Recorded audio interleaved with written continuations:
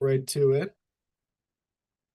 Yeah, Okay. so I know you guys are really busy, especially when the winter like this starts ramping up. How do you guys as a school district prepare for when like big winter storms like this that are meant to hit? Sure. Yeah, I absolutely can walk through that. So when, you know, all of us track forecast pretty closely and we have all those, apps and tools for that.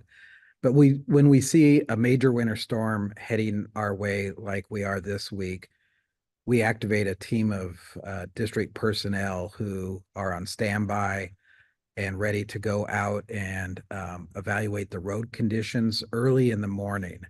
So, what we have is a group that is out there around 3 a.m., driving certain bus routes, evaluating road conditions.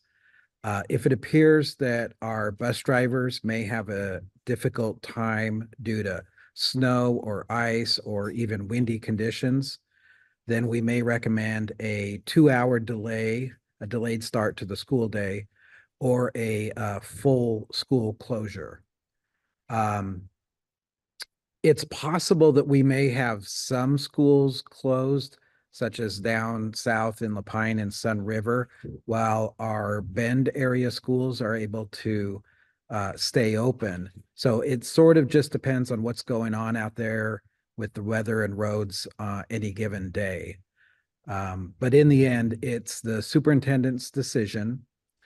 And if the superintendent decides that we should delay the start of school or close schools altogether, we try to announce that decision very early in the morning, before our employees head to work, and of course, before students and families are making their way to school.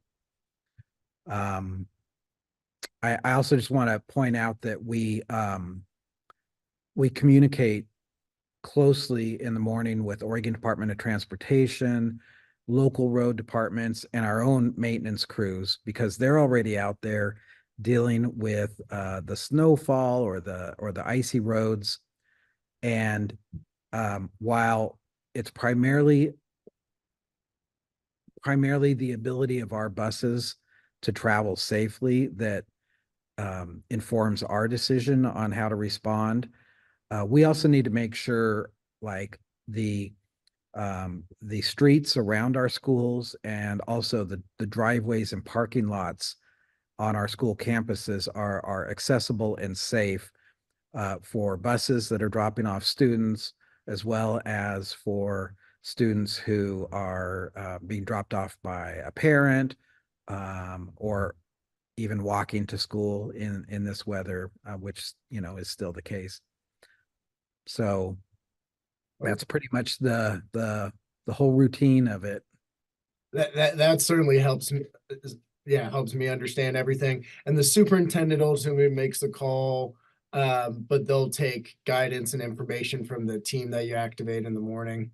Yeah, there'll be a number of us on the phone with each other early in the morning, communicating what we're seeing around the district on those different bus routes. Like I said, sometimes it can be better weather up north, and down south it can be quite messy.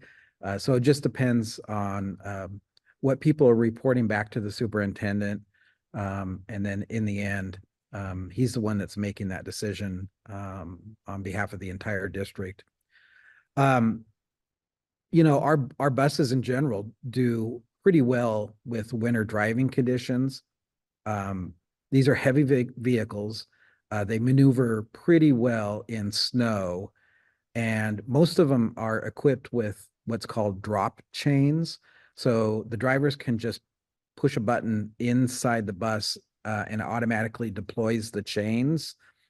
So they don't have to stop, get out, deal with that. It's a pretty automated procedure, and they can reverse that just as easily.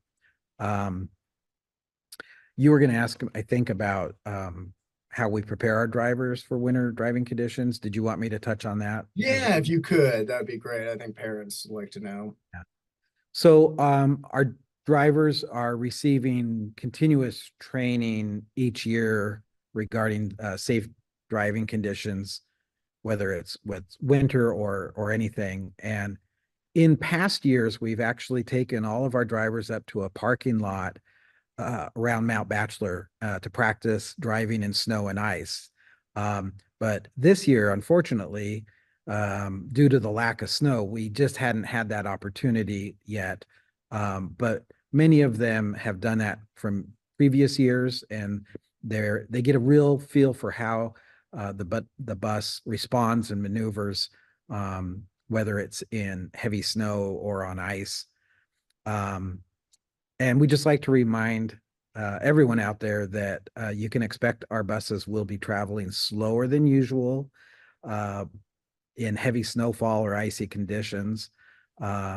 It's just common sense safety practice, but we want to make sure people understand that and be on the lookout for them, especially if they're traveling behind a bus on slick roads. Really? Well, is there anything else that you want to include? I think that really covers it with how the district responds, how you guys do the process, and kind of how your drivers are trained and prepared. Yeah, that was really it. I mean, sometimes we get the question, you knew a blizzard or a big storm was coming. Why did you wait till the day or the morning of to make that decision? And that's really always going to be our protocol. It's pretty standard with school districts. Even, with the benefit of forecasts, we still need to wait and see what the actual conditions are the morning of. And so there's time built in that we can communicate the decision to delay start by 2 hours or to close schools altogether. But it's good for us to wait and see what actually manifests from any given winter event. Sometimes it's not as bad as we thought it might be. So. And is that just to ensure that if there's opportunity for kids to come in and learn that they have that opportunity? Right. Yeah. You don't want to necessarily cancel school a day or two before and then it turns out it wasn't really necessary. So we like to wait and see what the actual conditions on the ground are the day of. Okay, that's very helpful. I appreciate it, Scott. I know you're Sure. busy. Okay. Well, thanks for the interest. Appreciate it. Yeah, thank you, Scott. As always, really appreciate it. Talk to you later. Talk to you soon. Bye. Bye.